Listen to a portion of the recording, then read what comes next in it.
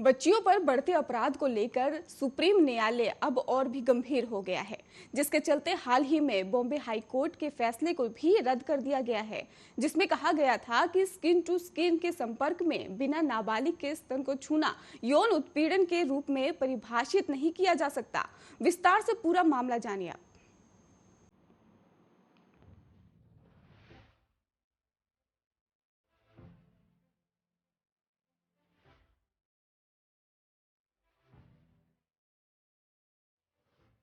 Supreme court ने Bombay high court के उस फैसले को रद्द कर दिया है जिसमें कहा गया था कि स्किन टू स्किन के संपर्क के बिना नाबालिग के स्तन को छूना यौन उत्पीड़न के रूप में परिभाषित नहीं किया जा सकता है। तो वहीं justice U U Lalit, justice Ravindra Bhatt और जस्टिस बेला त्रिवेदी की 3 सदस्यीय पीठ ने कहा कि गलत मंशा से किसी भी तरह से शरीर के सेक्सुअल हिस्से को स्पर्श करना पॉस्को एक्ट का मामला माना जाएगा। अदालत ने कहा कि यह नहीं कहा जा सकता कि कपड़े के ऊपर से बच्चे का स्पर्श यौन शोषण नहीं है। ऐसी परिभाषा बच्चों को शोषण से बचने के लिए बने पॉस्को एक्ट के मकसद ही खत्म कर देगी। इसके अलावा शीर्ष अदालत ने इस मामले में बॉम्बे हाई कोर्ट से बरी हुए आरोपी को दोषी ठहराया है।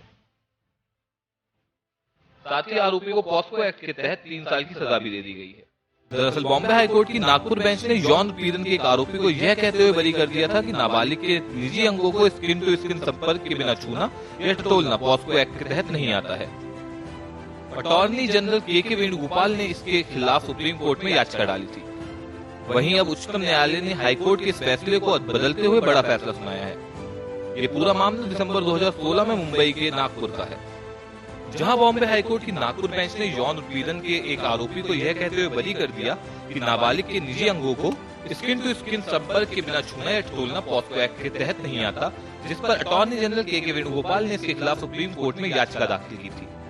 तो वहीं अब उच्चतम न्यायालय ने हाईकोर्ट के इस फैसले को बदलते हुए बड़ा फैसला सुनाया और बॉम्बे हाईकोर्ट के इस फैसले को रद्द कर दिया है। इस दौरान अटॉर्नी जनरल वेणुगोपाल ने सुनवाई के दौरान तर्क दिया कि अधिनियम की धारा 8 के तहत स्किन टू स्किन के संपर्क को यौन हमले के अपराध के रूप में व्यक्त नहीं किया गया है। उन्होंने कहा कि हाईकोर्ट जज ने यह देखा कि बच्चे के स्तनों को टटोलने के अपराध के लिए 3 वर्ष की सजा बहुत सख्त है, लेकिन ये ध्यान नहीं दिया कि धारा 7 ऐसे सभी प्रकार के कृत्यों के व्यापक तरीके से निपटता है।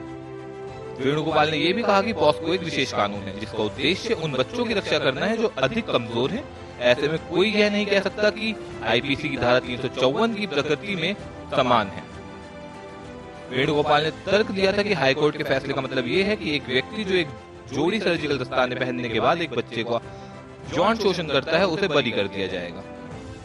उन्होंने तर्क दिया था कि इस फैसले से असाधारण स्थितियां पैदा होंगी। वेणुगोपाल का कहना था कि पॉस्को के तहत अपराध के लिए स्किन टू स्किन आवश्यक नहीं है। तो वहीं इससे पहले भी इस मामले में सुनवाई की गई थी, जहां भारत के अटॉर्नी जनरल के वेणुगोपाल ने सुप्रीम कोर्ट से अनुरोध किया कि नाबालिग के यौन उत्पीड़न मामले में बॉम्बे हाईकोर्ट के विवादास्पद फैसले को पलटा जाए।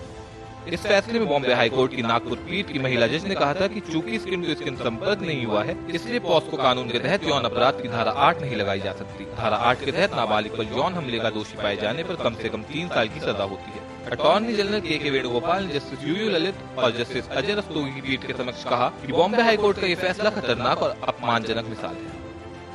इस फैसले का मतलब यह होगा कि जो व्यक्ति सर्जिकल दस्ताने पहनकर किसी बच्चे या बच्ची का यौन शोषण करे उसे बरी कर दिया जाएगा। अगर कल कोई व्यक्ति सर्जिकल दस्ताने पहनकर किसी महिला के पूरे शरीर को स्पर्श करता है तो उसे इस फैसले के आधार पर यौन उत्पीड़न के लिए दंडित नहीं किया जाएगा। यह अपमानजनक है। अटॉर्नी जनरल ने यह भी बताया कि पिछले 1 वर्ष में पॉस्को के तहत अपराध के 43,000 मामले सामने आए हैं। ऐसे में अगर बॉम्बे हाईकोर्ट के फैसले को नहीं पलटा गया तो पॉस्को के तहत अपराध के मामलों में वृद्धि हो जाएगी। बहरहाल सुप्रीम न्यायालय के इस फैसले के बाद पॉस्को के तहत अपराध के मामलों में लगाम लगाई जा सकती है।